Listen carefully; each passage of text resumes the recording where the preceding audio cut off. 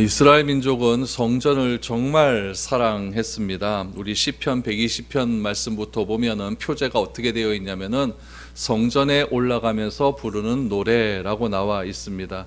그 성전에 올라가면서 부르는 노래를 우리가 한편 한편 살펴보면은 이스라엘 백성들은 자신의 삶이 성전이었고 성전의 삶은 곧 자신의 전부였다는 것을 알게 됩니다. 특별히 시편 121편 1절과 2절 말씀에 보면은 이런 내용이 나와 있습니다.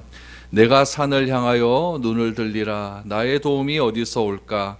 나의 도움은 천지를 지으신 여호와에게서로다 라고 고백을 하죠. 교회에 올라갈 때마다, 성전에 올라갈 때마다 이스라엘 백성들은 이런 노래를 부르면서 갔습니다.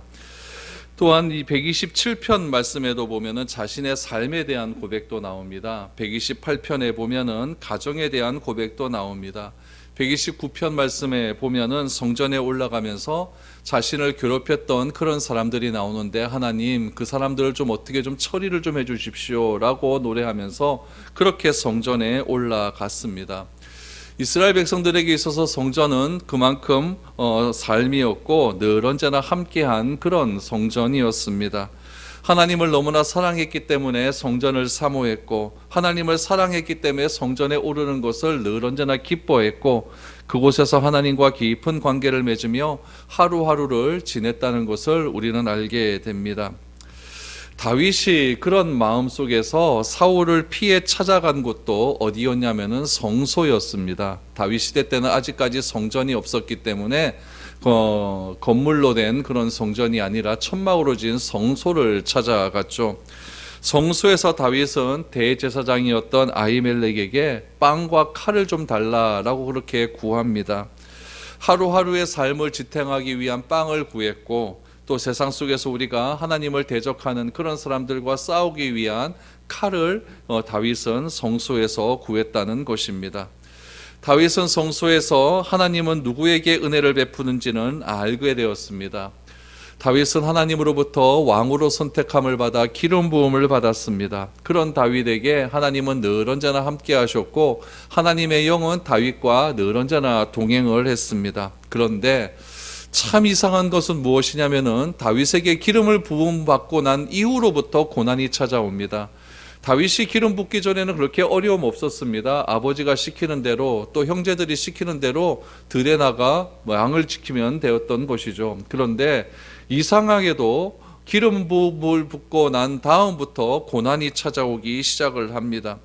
다윗이 고난이 찾아왔을 때 피한 곳은 제사장에게 사무엘에게 피했고 그 사무엘에게 피한 다음에 또다시 고난이 찾아왔었을 때 다윗은 성소로 피하지 않았습니까?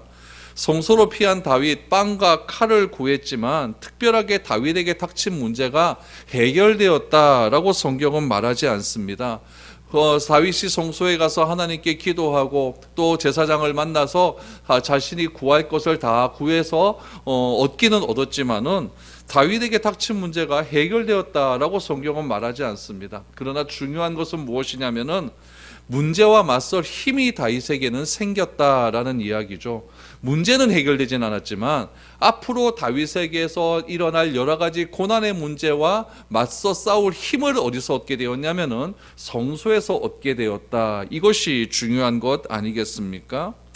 사무엘상 21장에서 다윗이 사울을 피해 놉이라고 하는 곳으로 도망간 일이 나옵니다. 그래서 성소를 찾아가서 다윗이 아히멜렉을 만나 빵을 주십시오, 칼을 주십시오라고 그렇게 구했던 그런 이야기들이 지난주에 말씀을 통해서 알게 되었습니다. 그런데 그 중간에 7절 말씀에 뜬금없는 이야기가 하나 딱 나옵니다. 우리 21장 7절 말씀을 한번 보시죠. 그날에 사울의 신하한 사람이 여호와 앞에 머물렀는데 그는 도액이라 이름하는 에돔 사람이요 사울의 목자장이었더라 라고 말을 합니다. 도액이라는 사람이 갑자기 등장을 합니다. 도액이라는 사람을 갑자기 등장을 하고 그 다음에 8절 말씀에 또다시 다윗과 아히멜렉에 관한 이야기가 나오게 됩니다. 이 도액이라는 사람이 왜 갑자기 중간에 등장을 하게 되었을까요? 이 도액이라고 하는 사람의 이름의 뜻이 뭐냐면은 불안이라는 뜻입니다. 불안. 그러면 세상에 불안이라고 하는 이름의 뜻을 지은 부모가 참 그 부분도 참 희한해요. 애기나 놓고 너는 앞으로 불안이야, 이렇게 이름을 부르는 겁니다. 야 불안아 밥 먹어. 참 그것도 웃기지 않습니까?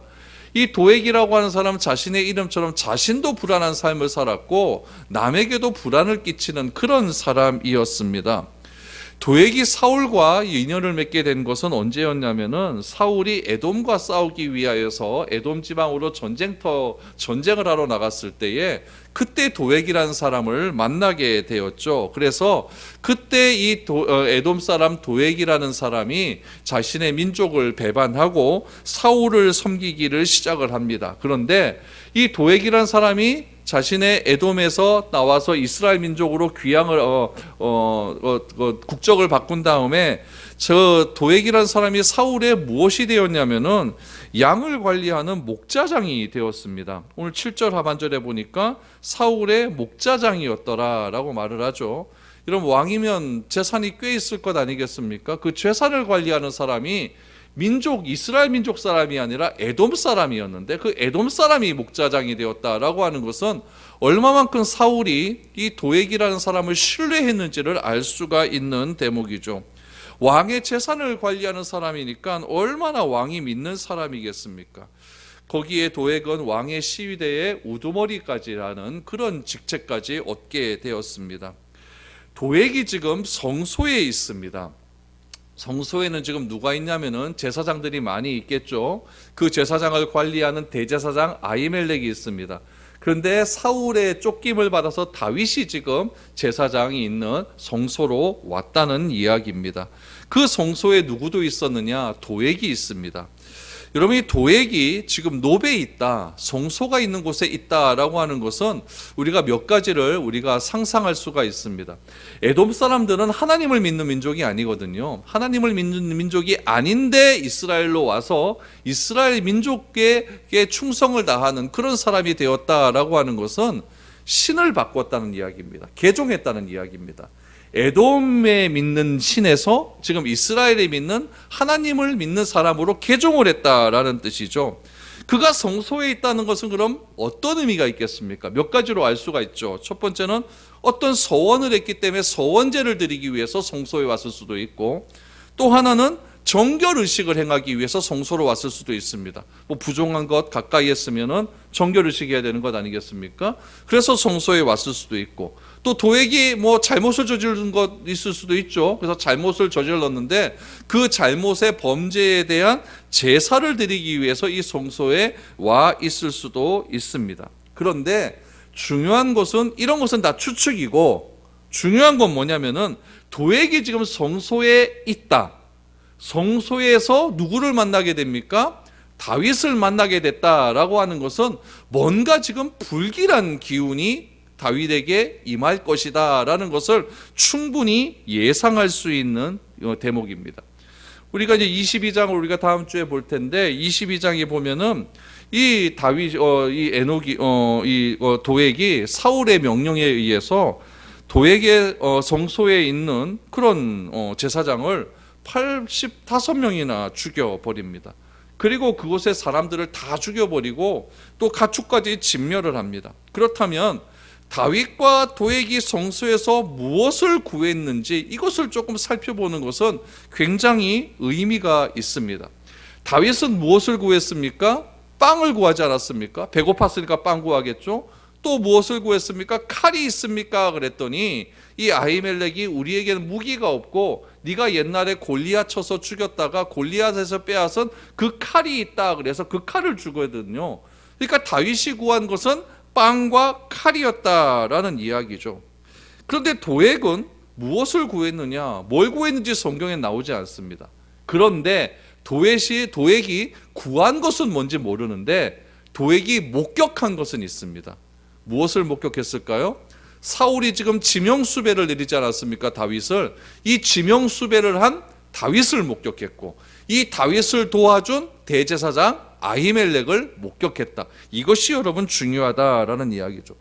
여러분, 사울은 지금 눈이 빠지게 지금 다윗을 쫓고 있는 상황 아닙니까?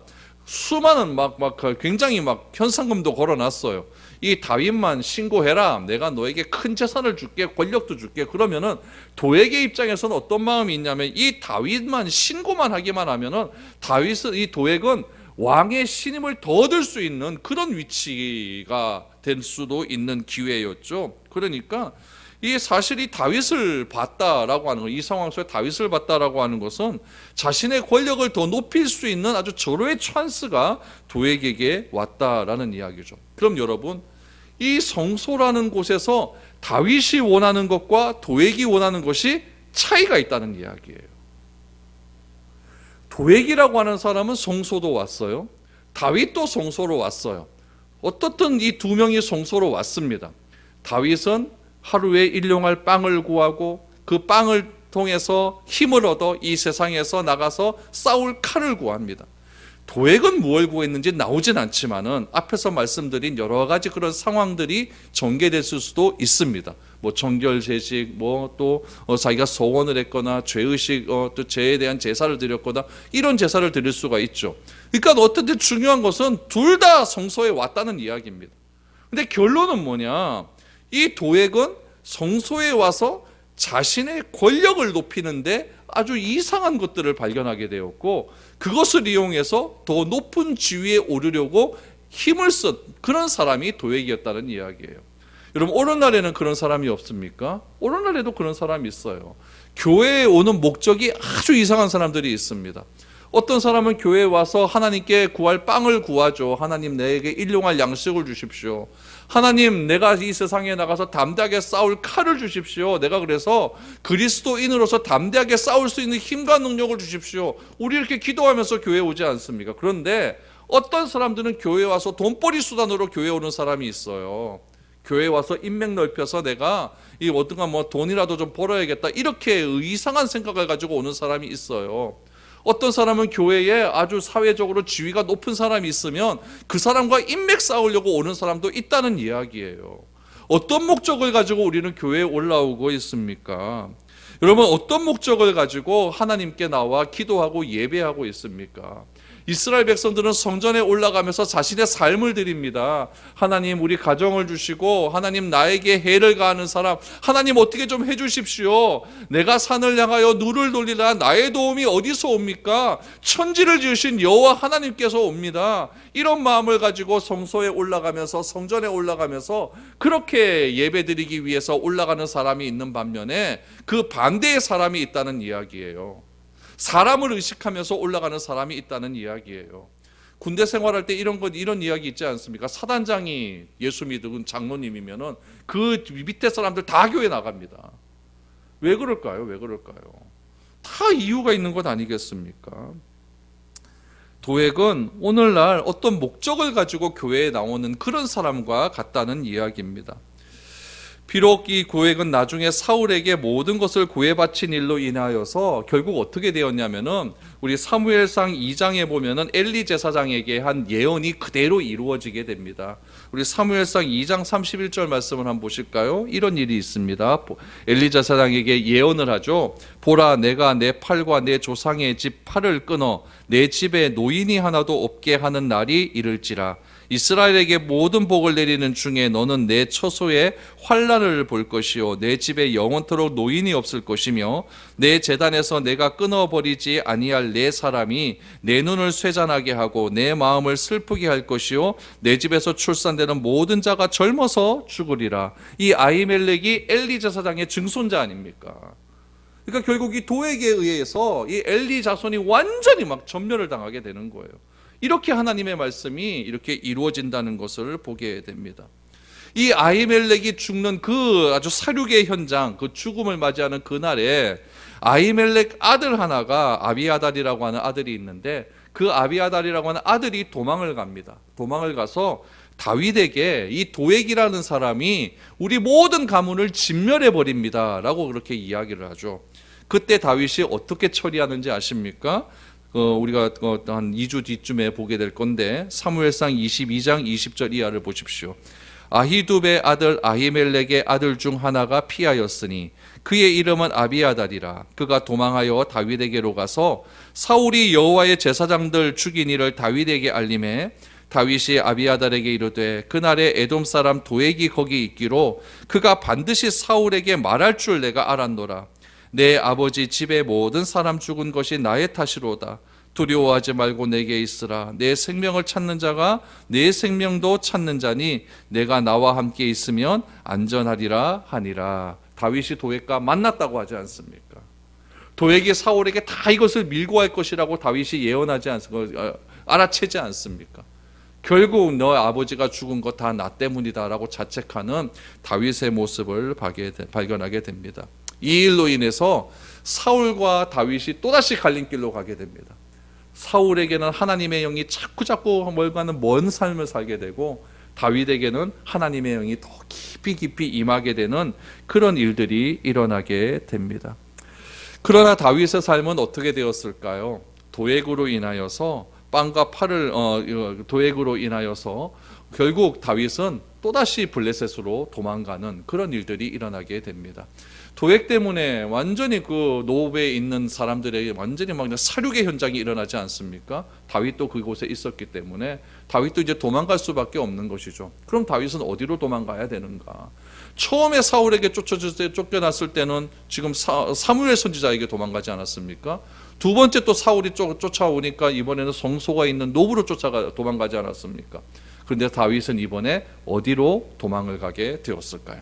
다윗이 도망간 곳이 바로 블레셋이었습니다. 오늘 그 다윗이 도망한 이 블레셋 땅에서 어떤 일이 있었는지를 오늘 본문에서 이야기하고 있습니다. 다윗은 아히멜렉으로부터 받은 빵과 칼을 가지고 결국 블레셋으로 가게 되죠. 10절 11절 보시죠.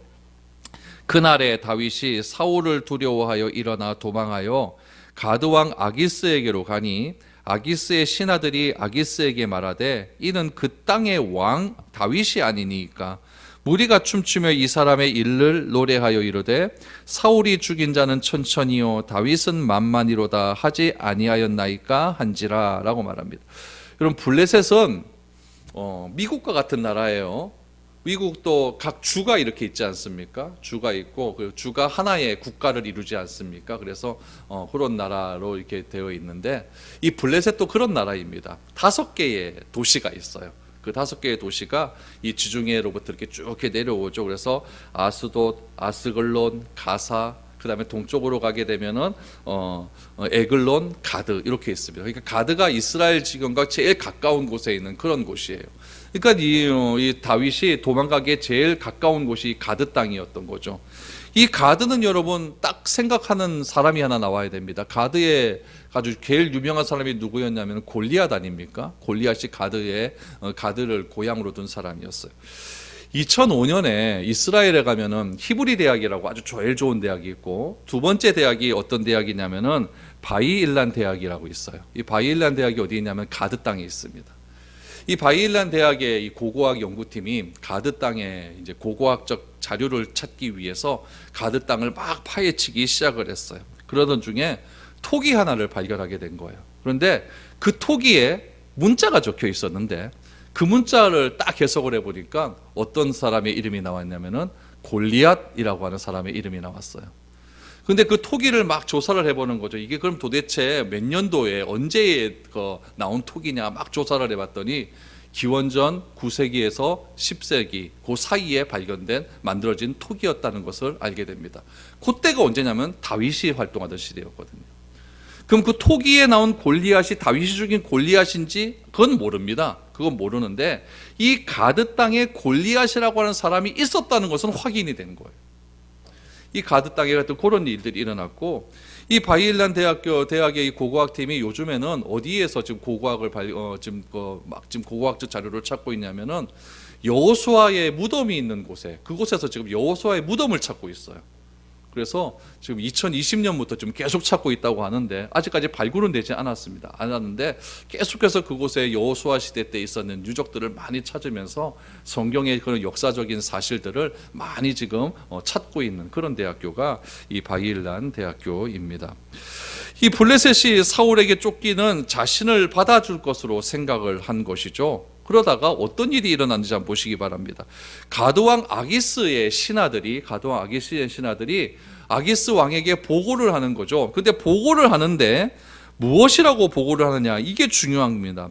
여러분 11절 말씀을 보니까 아기스의 신하들이 아기스에게 말하되 이는 그 땅의 왕 다윗이 아니니까 라고 말을 해요. 다윗은 지금 왕입니까? 왕이 아닙니까? 왕이 아니에요. 그런데 블레셋 사람들에 의하면은 다윗을 이미 왕으로 칭송하고 있는 거예요. 그러면서 뭐라고 이야기하냐면은 옛날에 골리앗이 죽었을 때에 이런 노래들이 있었다라는 거죠. 그 노래가 무엇이었냐면은 사울을 죽인 자는 천천히요 다윗은 만만히로다라고 하는 노래가 예전에 이스라엘 땅에 있었습니다라고 이야기를 하고 있는 것이죠. 이런 블레셋 사람들이 지금 가드 사람들이 주목해야 될 사람은 누구냐면 사울입니다. 왜 그럴까요? 사울이 이스라엘의 왕 아닙니까? 왕에게 집중해야 되죠. 근데 지금 이 블레셋 사람들은 사울은 안중에도 없습니다. 다윗은 아직까지 왕도 아닌데 다윗 보고 왕이라고 이야기합니다. 여러분, 이것을 알 수 있는 사실은 무엇이냐면 다윗은 이미 블레셋 사람의 입을 통해서 왕의 길을 걷고 있는 거예요. 때로 하나님은요, 믿지 않는 사람을 통해서 하나님의 일을 예견케 하실 수도 있다라는 이야기죠. 그러나 다윗은 여러분, 오늘 이 본문에서는 너무나 잘못된 선택을 하게 되는 것이죠. 다윗이 지금까지 사무엘을 찾아갔고 지금까지 성소를 찾아갔다고 한다면 다윗은 그래도 지금 하나님의 길을 찾아가는 것이 맞았습니다. 그러나 다윗이 찾아간 곳은 지금 가드 땅을 찾아가게 되는 것이죠. 그러다가 결국 잘못된 선택으로 큰 위기를 맞이하게 되는 그런 상황에 처하게 되는 것이죠. 다윗은 이때 이 위기를 어떻게 처리했을까요? 여러분 12절 이하를 보십시오. 다윗이 이 말을 그의 마음에 두고, 어떤 말입니까? 천천히요 만만이죠. 이 말을 그의 마음에 두고, 또 어떤 말이었을까요? 블레셋 사람이 자기를 왕으로 칭한다는 그 말을 마음에 두고 가드왕 와기스를 심히 두려워하여 그들 앞에서 그의 행동을 변하여 미친 체하고 대문짝에 끄적거리며 침을 수염에 흘리며 아기스가 그의 신하에게 이르되 너희도 보거니와 이 사람이 미치광이로다. 어찌하여 그를 내게로 데려왔느냐? 내게 미치광이가 부족하여 너희가 이 자를 데려다가 내 앞에 미친 짓을 하게 하느냐? 이 자가 어찌 내 집에 들어오겠느냐 하니라 라고 말합니다. 지금 여기서 이제 아기스 왕이 하는 말을 통해서 보면은 지금 다윗이 아기스에게 잡혀온 것으로 지금 보여지지 않습니까? 잡혀왔었을 때 다윗이 어떻게 했나? 순간적으로 미친 채를 하는데 다윗이 지금 한 행동을 한번 보시기 바랍니다. 13절 말씀해 보니까 그들 앞에서 그의 행동을 변하여 미친 채하고 대문짝을 그적였다라고 말을 합니다. 이 대문짝을 그적였다라고 하는 말을 여러분 히브리어를 헬라어로 번역한 72역 번역서에 보면 뭐라고 이야기하냐면은 대문을 쿵쿵 때렸다라고 번역을 하고 있어요. 그러니까 다윗이 아기스 왕 앞에서 제일 먼저 한 짓은 뭐냐면은 대문을 막 쿵쿵 때리는 겁니다. 막 쿵쿵 때리는 거예요. 쿵쿵 때리면서 막 미친 막 긁는 거죠. 막 이렇게 막 쿵쿵 때린 거예요. 그러면서 또 하나 수염에 침을 흘립니다. 여러분, 그 당시에 남자들에게 있어서 이 수염은요 굉장히 귀한 거예요. 요즘도 여러분 중동 사람들을 보면 수염 다 기르고 있습니다. 이건 애나 어른이나 다 길러요. 그래서 이 중동 사람들은 아침에 제일 먼저 일어나서 하는 일이 뭐냐면 수염 깎는 일이에요. 수염은 어떤 거였냐면 존경의 상징이거든요. 명예의 상징이에요. 그래서 그 당시에 장로들은요 수염을 길게 해가지고 자기가 굉장히 위험이 있다는 것을 이렇게 알려주는 그런 일이죠.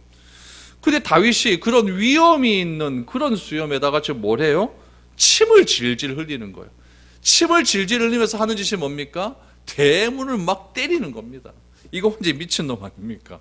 그러니까 이 아기스가 말하죠. 이 블레셋 땅에 미친 사람이 없어서 저 사람을 내게 데려왔느냐라고 말을 합니다.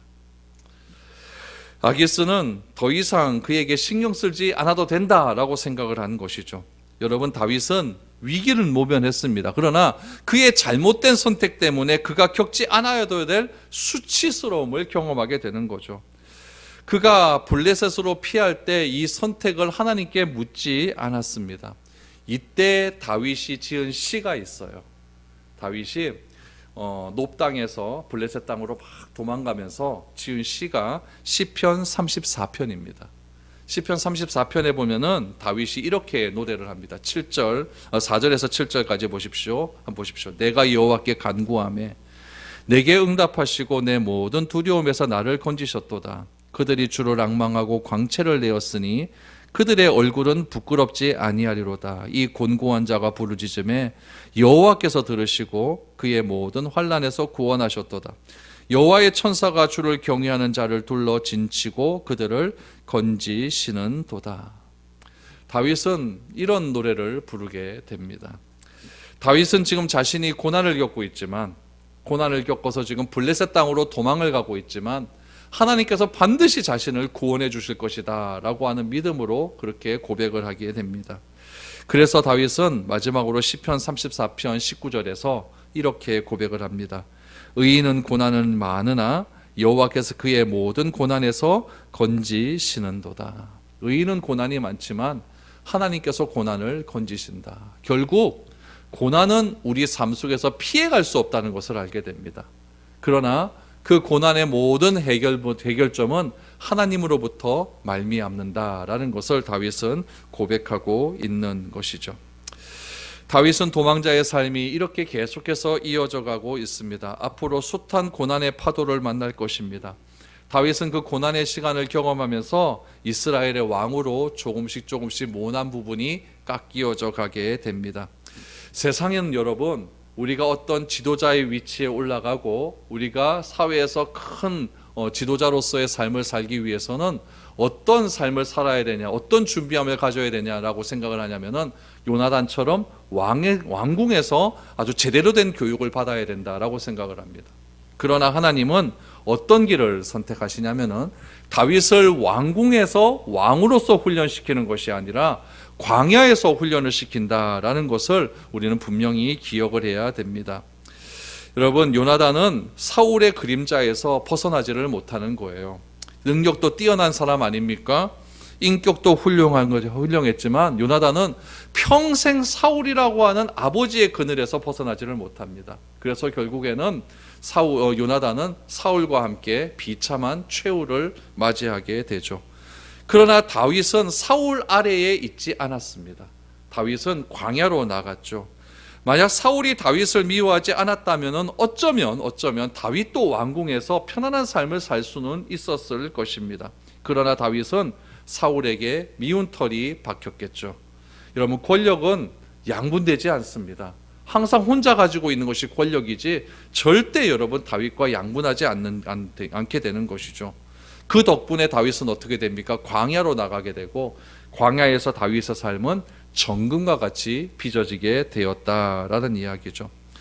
여러분, 다윗의 삶과 대비되는 사람이 있습니다. 한 명은 요나단이고 한 명은 도액입니다. 요나단과 다윗은 똑같이 사울 밑에 있었지만 사울의 그늘에서 벗어난 사람은 다윗이고 사울의 그늘에서 벗어나지 못한 사람은 요나단입니다. 그 결과는 비참하게 아주 양분된 그런 결과를 맞이하게 되죠. 똑같이 교회로 올라옵니다. 다윗도 올라왔고 도액도 올라옵니다. 그러나 다윗은 교회에 와서 빵과 칼을 구하지만 도액은 사람의 인맥을 구하고 무엇인가 권력을 얻을 수 있는 그런 것들을 구해서 하나님께 나아가는 그런 사람도 교회 안에는 틀림없이 존재한다라는 것을 알게 됩니다. 여러분, 우리는 어떠한 길을 걸어가야 되겠습니까? 비록 우리가 힘들고 어려운 광야의 길을 걸어간다 할지라도 그 광야의 길 속에서 하나님께서는 여러분들을 다듬으셨습니다. 여러분들의 모난 부분들을 다 깨트려 주셨습니다. 그래서 오늘의 자리에, 오늘의 삶에 이르게 해주신 것을 여러분 기억하시기를 바랍니다. 그래서 우리의 삶을 통하여서 우리의 삶을 빚어가시는 그런 하나님의 귀한 은혜를 우리가 기억하면서 오늘 하루의 삶도 다윗의 삶과 같이 그렇게 하나님께서 빚어가시는 그런 복되고 아름다운 삶들이 우리 가운데 넘쳐날 수 있기를 축복드립니다.